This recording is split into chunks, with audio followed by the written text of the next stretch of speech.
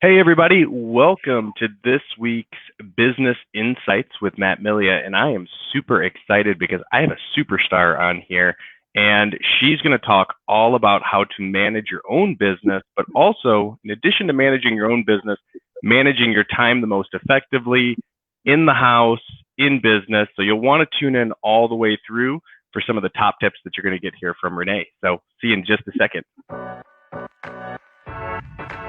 Welcome to Business Insights with Matt Milia. I'm your host, Matt Milia, and in this podcast, we'll talk about the real, raw, uncut business success secrets you won't find anywhere else.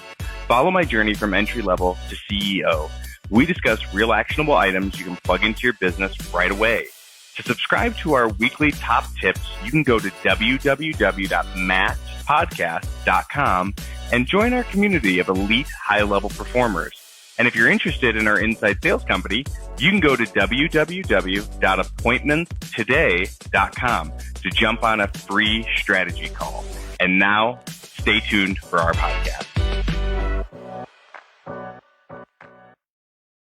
What's up? What's up? What's going on, Renee? How are you? I'm excellent. How about yourself? I am doing great.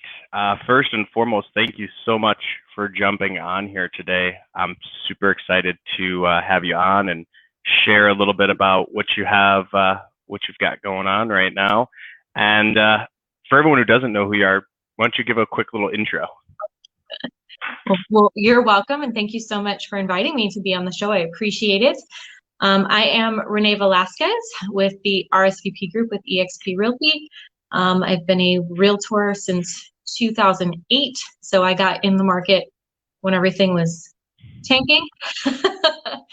So I figured if I could sell real estate then, I could sell real estate anytime, and I've been pushing right along since then. So, yeah. Wow.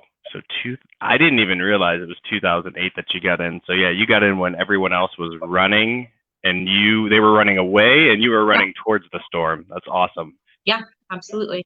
Yeah, I was in corporate America, and I found myself working about 60 hours a week for someone else. And I had a little boy at home. My husband was in the military, so he was deployed. So I had this little guy at home, and I was working corporate America, and I was putting in all this time and effort to build somebody else's empire. And I thought, well, we originally got into real estate with investing. And while my husband was overseas, I was buying property, and with the idea of buying and flipping, the market was tanking. So the buying and flipping idea turned into buy and hold by default. Right. So yeah, just started purchasing property, and then slowly but surely people caught up, learned that I had my real estate license, and said, "Hey, Renee, can you show me this? Can you get me into this?" And before I knew it, I had like a full-fledged real estate business when I really just got my license to, for personal investment purposes. So it was really kind of interesting how it kind of grew. And yeah, in 2009, when everybody was getting out of real estate, I actually decided to quit corporate America and go into real estate full time. Everybody looked at me like I had 3 heads. And I'm like, no, like if I can learn how to do this when it's such a challenge, then I know that I can do it anytime. And who better to invest the hours and the time in than yourself versus, like I said, building someone else's empire. So true. So true. And I mean, so going back, you were working corporate America, 60 hours a week, newborn at home, literally husband's deployed. Did you have family helping watch the kids while you were gone, or how'd you balance all that? Yeah, in the very beginning, I had a wonderful person in my life who she agreed to watch my son a couple days a week, and then my mom watched my son the other couple days a week, and then I realized that we needed more of a daycare situation. So yeah, I'm like effectively a single mom. Husband's away. I would drop him off at, anywhere between 6:30 and 8:30 in the morning. And I wouldn't be picking him up till 6:30 in the evening from daycare. So, yeah, it was really interesting. So I would, get him home, and it would be feed him dinner, get him to bath, put him to bed. So I wasn't really able to spend the kind of time with him that I really wanted to. And it became really clear to me that, all my son knew was this all the time. I always had a phone up to my ear and I was always doing this, and he became extremely self-sufficient that way. He would learn how to entertain himself and whatnot. But when I finally realized that the effort I was putting into a job, don't get me wrong, it was benefiting me in terms of I was making a decent income, but it was definitely benefiting my superiors. So having said that, I decided to, like I said, quit corporate America and go into real estate full time. And I took 3 months off from the time I quit corporate America to the time I went into real estate full time. I took 3 months off and I reintroduced myself to this awesome little person I had living with me that I really didn't even get to know because I was constantly just working. I mean, don't get me wrong, we got snuggle time in the evening, but his day to day, him learning to use a spoon and a fork and him walking and him crawling and I was missing a lot of those firsts. So we did the real estate thing, and I got into real estate thinking, oh my gosh, I could be my own boss and it's going to be amazing. And I'm going to have all this, this time that I can do this and do that. And then I realized every listing and every buyer I worked with was effectively my boss. So I went from having one boss to 7, 8, 9, 10 at a time. So definitely an interesting shift in mindset, but nonetheless, I mean, I'm still here in 2020 and going strong. So I love it. And you learn that the hard way in a lot of cases where everyone has the same common thread, the same theme. I want to get into real estate because I want to work for myself. I want to be my own boss. And the thing is that if you are, and of course, flexibility and time, and ultimately we know being in real estate there, you don't have a lot of flexibility. As far, there's some, you make your own schedule to an extent, but if you decide that you don't want to go and show a home or help someone out, it can really come crashing down very, very quickly.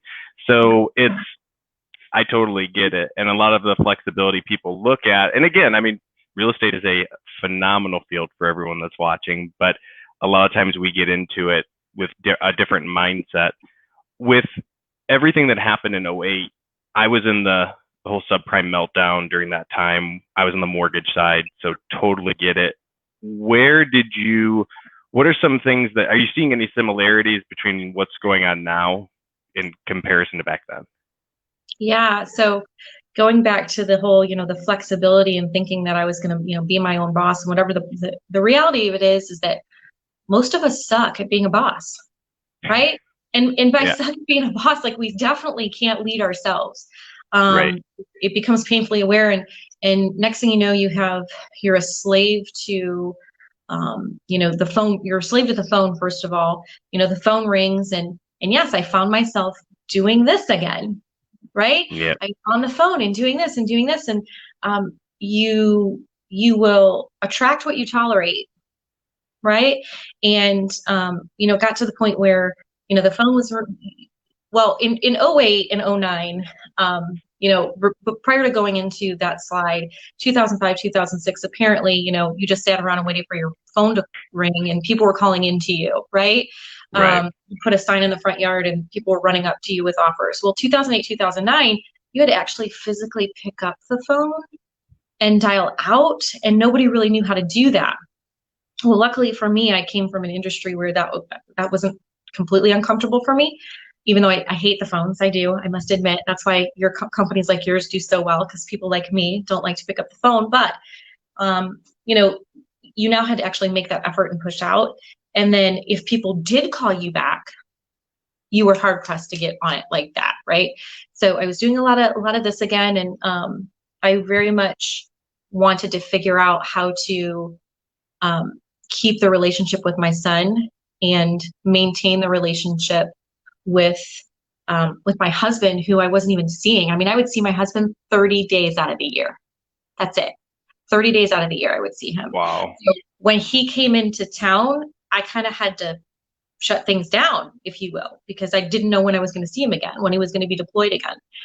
And he had a really high operational tempo. So he was being shipped off overseas constantly. So yeah, he served in the Iraq War, and he's a bomb tech, and so there's everything here is from a bottle because it's all gray up under here from having to deal with that. But yeah, so you asked about the similarities between back then and what's going on now. It's the market, 2005, 2006, like I said, everything was moving very quickly, inflated prices, very small market times, short market times. And then 2008 came and you had this very elongated, houses were underwater. It was taking forever for them to sell. There were foreclosures. There were all these things. So I'm looking at it today going, oh my gosh, like we keep getting up there and up there and up there and up there and up there. And what goes up must come down at some point, right? We can't sustain this market forever. So I'm just optimistically cautious, if that makes sense. We're going to ride the wave as it is happening, but I think eventually we're going to see a slight shift, and I'll be ready for it because I've already been through it, right? Right. So, I love it. Yeah, it's just kind of paving the way. But yeah, having the biggest thing I think going through from the beginning to now has been how to manage yourself and how to master a schedule. How to manage and how to master a schedule. Absolutely. Yeah. So you've gone through it all. You've been in corporate America. You started in, I would probably say, arguably one of the worst times in probably the past 20-ish years in terms of real estate. And you weathered that storm, made it through. What are some things for anyone that's thinking about either getting into the business, starting their own business? What are some things that you would tell them? I mean, I know, of course, the mastering schedule and manage yourself, absolutely. But let's say this same person has a family and they have kids. How did you do it as far as being able to, just kind of manage that home life? Yeah. So I got into the business. I just had one. And then I finally got my husband home from the war. And so I had another one. So I had another child while in real estate. My son was then 9. So there's a 9-year gap between my first and my second. So I have a 9-year-old and I have a newborn. And now I'm trying to figure out how to balance that. I do have my husband home now, but he's working full time and doing that whole deal. So it became really apparent that I had to set boundaries, which when you're in real estate, when you first get into real estate, you don't have a lot of boundaries. You kind of want to jump when the phone rings. You want to jump every time somebody wants to see something. You want to jump when, hey, come and look at my house. I'm thinking about listing it. And you don't go through the process of asking qualifying questions to those buyers and those sellers as to whether or not they are truly ready right now. And I would find myself in the beginning jumping at these opportunities only to learn and really saying, hey, I can't, making arrangements for someone else to pick up my son or getting a babysitter to put him to bed. And I would show up for the appointment and realize that they really are just kind of searching and finding because their plan is 6 months from now. Mm-hmm. And yes, you definitely still want to take those types of appointments, but you want to qualify them as to what their timing is, what they think the path is that they want to take, and then evaluate if you need to jump right then or if it's something you can plan that fits more into your schedule. Had I asked those qualifying questions beforehand, I wouldn't be hiring a babysitter at 8 o'clock at night so I could run over and take this listing appointment when they don't even intend on listening till 6 months from now. Or jumping right in the car to go show a property to somebody who isn't properly qualified or is really kind of looking outside of their budget just because they're so desperate they can't find anything inside their budget. Things like that. So setting boundaries and limits on what my hours of operation were, what my criteria for a ready, willing, and able client right now, all those things, and then really trying to make that fit into the schedule. I learned, it took me many years of screwing up, which is why I love these types of things, podcasts and things, because you can hear the mistakes that other people have made and try to avoid making them, and really kind of speed up the success path. You don't want to speed up by skipping steps, right? You don't want to skip the steps, but you can definitely avoid some of the bumps and the roadblocks that most of us have already been through, right? So it was many, many years into my career that I learned to, like, I used to write all my appointments down in a book. Some people write them in an appointment book. Somebody do everything digital on their phones, right? Our devices are pretty much our third hand, if you will. Right. Sometimes I wish it was attached in some other way. I didn't have to hold it, right? True. It's just there. But yeah, so I learned to start using the digital calendar in addition to, so make no mistake, having a paper calendar is amazing. And if actually you study, top individuals in industries, most of them operate out of a paper calendar of some sort, whether it be a day planner, things like that. But by using a digital calendar, in addition to that, which now I'm completely digital, but in using the digital calendar, I was able to kind of go through and plan my year, plan my months, plan my weeks, then plan my days. And using a color coding system that would allow me to see what types of tasks I was assigning myself, and where those time slots should be and what those tasks look like. So for instance, by using a color coded system, I would choose green as my money generating activities.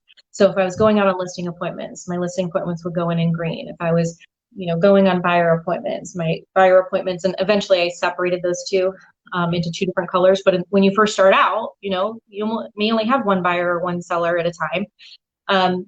So those were all in green on my calendar. I filled in personal time. So if my son had a baseball game, in the calendar it went. Happened to be that personal time for me was pink. So I put his baseball game in there and it would be color coded pink.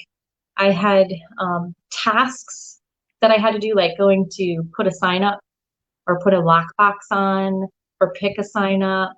I would have those tasks in my calendar, but those would be in yellow. And the reason I did that was because once I planned out, and I said I planned out my year, I started planning all my personal time a year in advance. You know when your kids' birthdays are, right? Right. It doesn't change. Now, when you have the party or when you have the get together may change, but right around that window where the birthday is. So you're going to look at the weekend before, the weekend after, and say, hey, most likely I'm going to have a party or some kind of get together then. And you stick it in there as your personal time.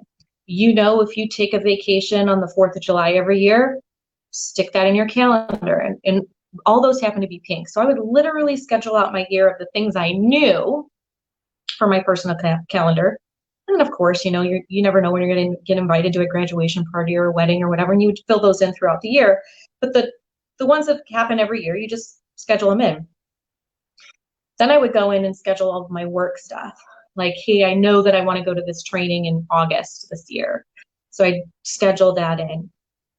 And then I would go in and schedule in the money generating things. So if I took appointments, those would go in green. And what I was able to do was look at my calendar, and yellow was those tasks that like picking up signs and lockboxes. Those were things that I could hire someone to do for $10 to $15 an hour. Okay. Right. Things I could do for $10 to $15 an hour. If I opened my calendar and I looked and it was like yellow, yellow, yellow, yellow, yellow, yellow, yellow. Now I know that I'm dedicating way too much time to things that I could hire someone to do. And you're going to I justified forever.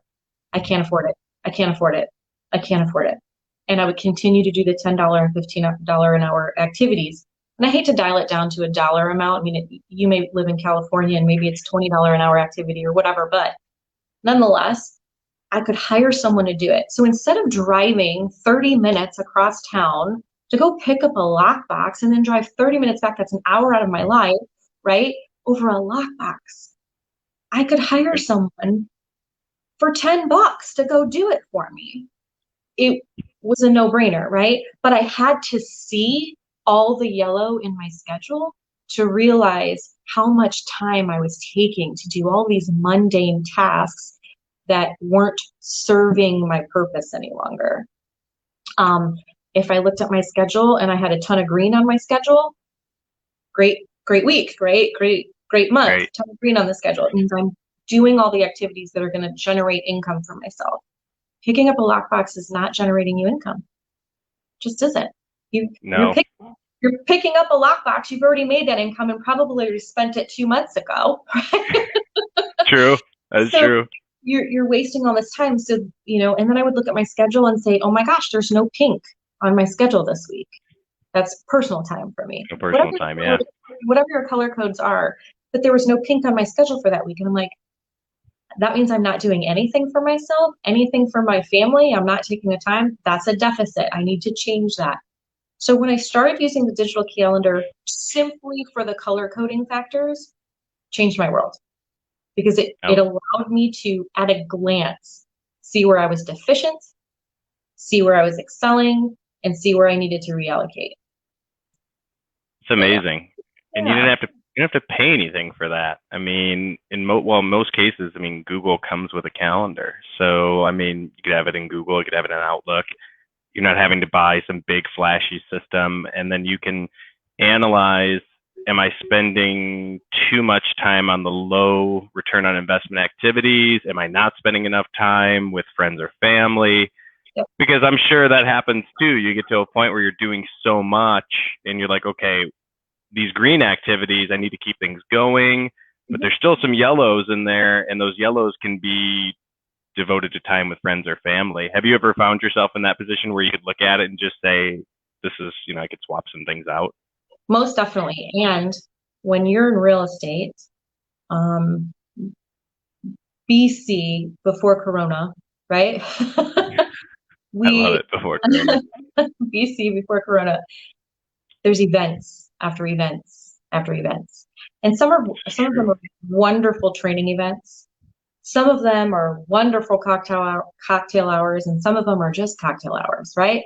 And I would put in my schedule, if I knew, as much as I wanted to say that cocktail hour was for business, for the most part, it was more of I would love to go blow off some steam and have a couple drinks with my real estate buddies, right? Now, if you're truly networking and you're truly trying to make that work for you, that's great. And I'm not saying that, don't go hang out with your real estate buddies and don't go to the happy hour. But if I'm putting that in as pink, like it's personal time, and I'm looking at my schedule going, oh, okay, happy hour on Tuesday, happy hour on Wednesday, happy hour on Thursday. Oh, Friday we have an event, but I'm sure there's going to be a happy hour after that. You start looking at it going, okay, am I dedicating a little bit too much time to that social element? Right. In the real estate gig. So it just, like you said, at a glance at the calendar, you can see where you were putting too much time and energy, or where you weren't putting enough. And it'll show. I mean, especially if and I'll go back at the calendar and I'll be like, you ride that roller coaster, right? Where you've got, yay, checks are coming in. And you're like, oh, I need to start talking to people, right? Yep. If I went back and looked at my color coding and saw, 30 days ago, 60 days ago, what was I doing? And I look back and there was no green on that calendar. Well, I clearly wasn't doing the income generating things, which is why I'm sitting here today going, right, when's the money come in? So it was great to look forward and plan, great to be in the moment and see it for that day, or that week, where's all my time going? And then great for looking in hindsight to when you had those lulls in your business. What did my calendar really look like 30 to 60 days ago? What was I doing right? What was I doing wrong? So kind of a checks and balances for yourself as well. What line of work were you in beforehand? Because that's a total operational thing, and I love that. But I'm just curious, were you in some sort of operations? No, wow. Okay. Crazy thing. My eye is off the charts. When I took the disc, I turned it in, and my superior at the time, he pushes it back across the table and goes, "You did this wrong. This is wrong." And I'm like, "What do you mean?" Because at the time I was showing a very S and C kind of mentality. Well, it was because my husband was overseas. I had this little boy at home that I was trying to take care of. I wanted everything safe, and I needed to know every little piece of life was in order, right? 6 months later, after I, getting into real estate and my personality is coming out more and whatnot, I took the assessment again and I gave it to him, and he looks at it and goes, now that's more like it. Because I have a super high eye, like off the charts eye. Like I would do jazz hands all day and have sparkles coming out if somebody let me. Right. And I then love it. my D isn't far behind. So, but I was not in an operational situation. I mean, there was operations within my position, but yeah, I was a senior account exec for a granite company, and Home Depot was our largest account. So I literally traveled from store to store, making sure that the associates in the Home Depot knew how to sell our product. So yeah, it was kind of Wow. interesting. Mm-hmm. What is the most interesting about that? And guys, I mean, everyone, for a lot of people that are watching, maybe some people don't know I, D, S. So D is a dominant personality. That's like your driving force. That's the person that's usually someone that's in that CEO seat, or like a chief financial officer. Sometimes D is used for another acronym, but I'll leave that out for today. Because some people are like, oh, that guy, but it's a very aggressive personality. Influencer, you're going to find your sales professionals, your teachers, usually teachers, anybody that is outwardly publicly facing generally is going to have some sort of an I personality. S is steady. So someone that wants stability, someone who wants a little bit more of that safety, which is actually makes a lot of sense, since if your husband was deployed, you adapted that S. And then of course the C, which is your conscientious, that's where you're literally analyzing every step of the day. That's why when you were talking about the color coding system, and then, I mean, that in itself was amazing for everyone that's watching, especially whether you're new in the business, whether you've been in the business, whether you're just starting a business, being able to look at that and then go back and look at historical trends and say, wow, I had a really bad month in April of 2019. Why? All of a sudden you could start to see January, you went to happy hour almost every day, and then you had hangover hour first thing every morning. Or two or three. Right. It just sort of starts to, it all compounds. And I would always tell everybody, what you do 90 days beforehand, all of those actions and activities are generally going to be a direct reflection and in proportion to where your income and where your production is, that after the fact. And you have to constantly, consistently monitor the activity. So that's phenomenal. Yeah. And that's not a natural trait for me. Right. So I said it took me years to get to that point where I was using that and color coding things in my calendar. So it was a struggle. I'm like, oh, I actually had to sit down, choose the colors, and I'm like high eye, right? So I want, I'm like, pink for this and I was like, whatever. But they had to make sense. And so those colors made sense for me. And sitting down to do it the first couple of times, I'm like, ugh, like it was the worst, right? But then once you set it and you now then every time you schedule a listing appointment, it goes in green. It just becomes very automatic. And I learned that color coding system through honestly a coaching or training that I had attended, and they kind of suggested it, and I may have taken it to another level, but nonetheless, that's the way it was spelled out, and I just followed it. And that's the other thing, is that I can't express highly or, more aggressively, is that attending trainings, taking advantage of coaching opportunities, that's helped me tremendously in this business. Taking advantage of listening to podcasts and shows like this, it's worth its weight in gold, and these types of situations, it's free. Like you can be listening in your car on the way to go get your kid or to McDonald's or whatever you're doing, and take information and make it work for you. So yeah, mastering the schedule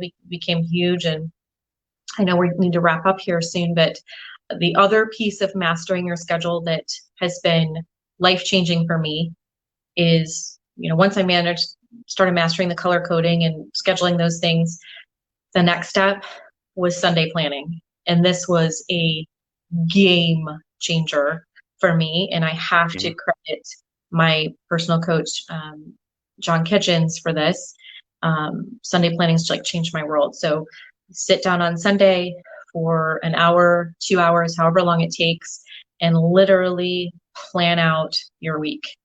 What are the 3 things that I absolutely want to get done this week, or move closer to my goals? Write, the things down that are most important to you. kind of schedule those out. And then in addition to that, not just for yourself, but for your family, like sit your husband, sit your wife, sit your kids down. And you may only get their attention for 15 minutes, but that's really all you need. But it's to set an expectation and be like, hey, mom's going to be at listing appointments on Wednesday night, Thursday night, Friday night. So mom's not going to be here to do dinner. You know, maybe dad is. Dad, are you committing to do dinner on those 3 nights? Yes. Okay, no, dad's committing to do dinner those 2 nights and then order pizza on the 3rd night. You know, whatever that looks like. And really sitting down every single Sunday to Sunday plan and get the family's input. Because what I find is when you leave things up to chance or you leave things up for assumptions, you fail before you even started. Meal planning was crazy. I mean, it's life-changing to me. You sit down on Sunday and you don't even need to like plan it out to the nth degree. You just need to say, okay, Monday, I'm going to put a roast in the crock pot. Cool. So when you get home on Monday, the roast is done.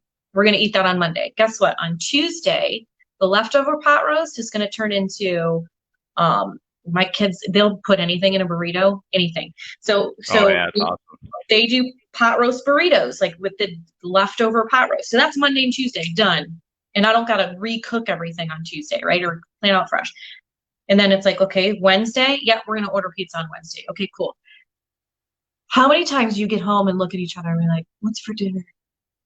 And then you sit there for 45 minutes deliberating on what you want, what you don't want. Oh, I want this. No, I'm not in the mood for that. I just had that for lunch. 45 minutes goes by and you still have no idea and you're wasting all this time over freaking meals. Like it just makes no sense, right? So Sunday planning, life-changing. I cannot even express it enough. It has changed my world. And then getting the families buy into, you know, things like I have a listing appointment on a Saturday morning and, you know, yeah, maybe my husband's home, but he's not remembering that I have a listing appointment on Saturday and he's not remembering that he needs to get breakfast for the kids. And instead in his head, he's mowing the grass. Well, no, I'm going to be at a listing appointment. You need to get the kids breakfast. I know it sounds trite, but this is hours of deliberating. You know, you eliminate all the fighting and the arguing because what do you mean the kids didn't have breakfast because you were out? You know what I mean? There's so many things that you can avoid and arguments you can avoid if you just communicate and put a plan together. And so match your schedule and you got to do Sunday planning. You got to get everybody on board. Like, hey, these are the meals we're going to have. And guess what? If Tuesday comes and you guys don't want the pot roast and the burrito and you order pizza on Tuesday and as opposed to Wednesday, it's no big deal. But at least you have some kind of framework to work with as opposed to every day going, what do you want for dinner? Right. Or what am I going to do? Like, what should I do today? Where should I go? How should I mean, so you're living life by design opposed to allowing, because there's so many external forces and external factors that we don't necessarily have that control over, but we can control how we respond to them and we can control how we plan out accordingly to have a successful day, a successful week.